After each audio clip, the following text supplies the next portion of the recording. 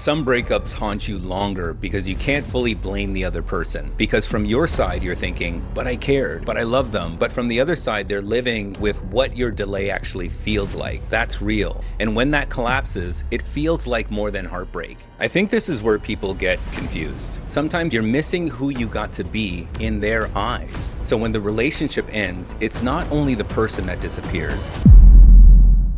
Some breakups haunt you longer because you can't fully blame the other person. That's the truth. Sometimes the reason it stays with you isn't just because you lost them. It's because deep down you know your own hesitation helped create the ending.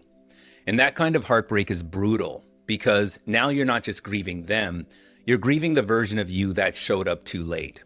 That's what I want to talk about today. Not the breakup where somebody clearly did you wrong, not the easy story, not the version where you get to walk away feeling clean. I'm talking about the kind of heartbreak where part of the pain is self-betrayal. You knew what mattered, you felt what mattered, but you still didn't move clearly enough when it counted. A lot of people are living with that right now.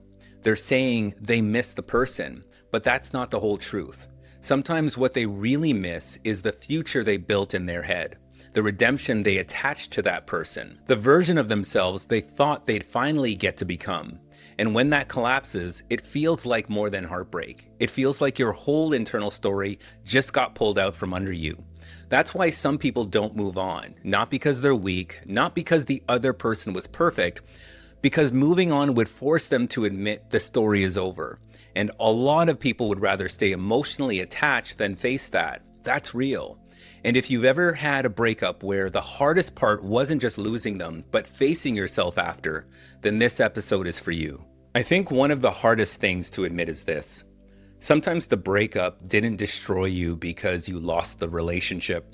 It destroyed you because it exposed who you were while you were in it. That's the part that gets people. Not just loss, exposure. Exposure of your fear, exposure of your delay, exposure of how long you expected love to survive without clarity. That's what hit me.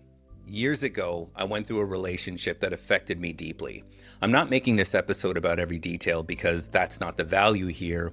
The value is what it revealed. And what it revealed was hard to sit with. I thought because the feelings were real, that should have counted more. I thought because the connection was strong, there was still time. I thought love would keep the door open longer than it did. It didn't. That's one of the most painful lessons I've had to learn. Love doesn't stop the clock. Love doesn't freeze the consequences of indecision. Love might buy you some grace for a while, but it doesn't buy you forever. And I think a lot of people quietly believe it does. They think if this is real, they'll understand. If this is deep, they'll wait. If they really love me, they'll hold on until I figure myself out. Sometimes they do, and sometimes they get tired. And when they get tired, what breaks you isn't just that they left.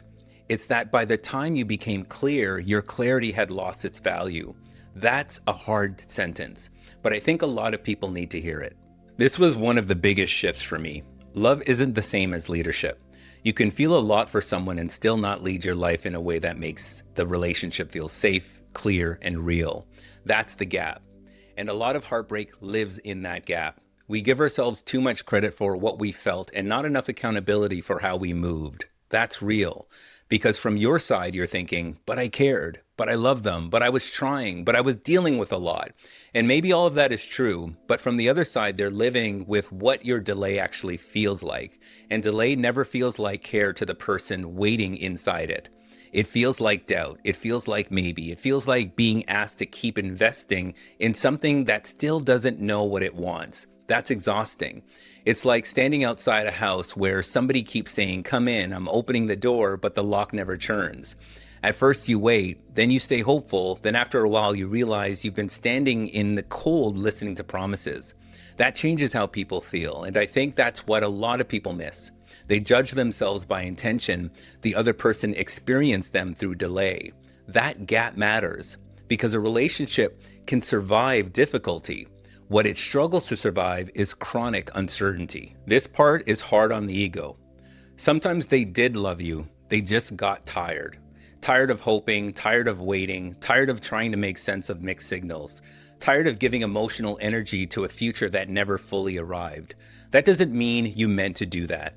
But impact doesn't disappear just because your intentions were better than your actions.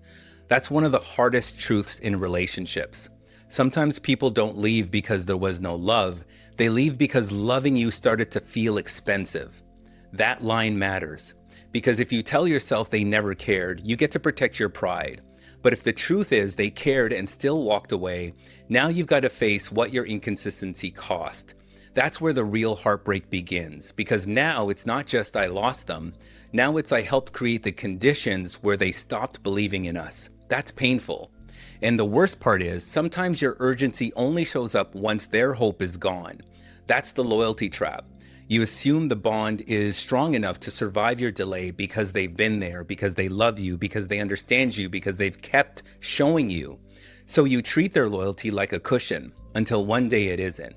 And then you realize loyalty has a breaking point too. That's something a lot of people learn too late. I think this is where people get confused. They say, I still miss them. I still love them. I still can't let go. And maybe they do. But that's usually not the whole thing. Sometimes you're not just missing them. You're missing who you got to be in their eyes. That's deeper. Maybe with them you felt chosen. You felt softer. Maybe with them you felt like your future still had a shape. So when the relationship ends, it's not only the person that disappears, it's the identity you were borrowing inside that relationship. That's why the loss can feel so destabilizing.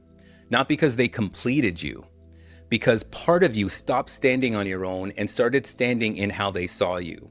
That's why some people stay stuck for years. They think that they're trying to get over a person. Sometimes they're trying to recover a version of themselves, actually. And those are two very different things. A lot of heartbreak is really identity collapse. That's why it can feel so personal, so consuming, so hard to replace, because it was never just romance, it was meaning. And when meaning collapses, people call it heartbreak. Sometimes it's that, but sometimes it's also disorientation. You don't just lose the relationship, you lose the role you were playing in the story. Now, I really believe this. You complete me is one of the most damaging romantic ideas people got sold. In the movie Jerry Maguire, that line was made famous, and people still treat it like it's peak love. It isn't. It's dependency with a soundtrack. Because if somebody completes you, then what are you without them? Half a life? Half a self?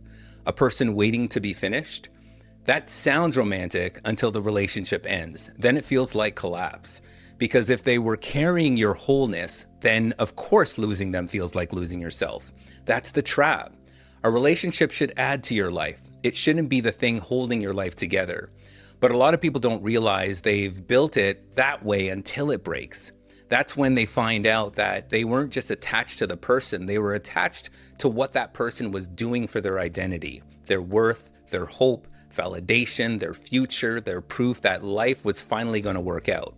That's too much weight to put on love. And that's why some people don't recover quickly, not because the relationship was that perfect, because the relationship was carrying too much of their self-concept. That's the difference. This is something I wish more people talked about. Regret can feel like love because both keep you tied to the past. That's why people confuse them. They think, I'm still disaffected, so it must mean they were the one. Not always. Sometimes you're not living in love, you're living in replay. Replay of what you should have said, of what you should have done, replay of when you should have acted, or the version of you that finally understood it after it was too late. That replay can feel intense, but intensity doesn't always mean truth. Sometimes it just means you're stuck. Regret edits the past and turns it into destiny. Now suddenly it's, that was my person, that was my only real chance I'll ever have again, and I ruined the one thing that really mattered. That's what regret does. It turns one chapter into the whole book. And once you believe that, you stop living forward. You start emotionally kneeling at the altar of a life that didn't happen. That's harsh, but it's real. At some point I had to face that too. I had to stop asking, how do I reverse this? And start asking, what is this showing me about how I was leading myself? That question changed everything, because now the breakup became a mirror, not just a wound, a mirror. And what it showed me was simple. I delayed, I avoided, I confused deep feeling with clear action I thought eventually would still count. Eventually doesn't always count. Sometimes eventually is where things go to die. This is another hard truth. A lot of people say they want closure, and a lot of the time they actually don't. They want reversal. They want the ending undone. They want one more chance. They want the person to come back and make the pain mean something else. That's not closure, that's bargaining. And I get it, because closure can feel brutal.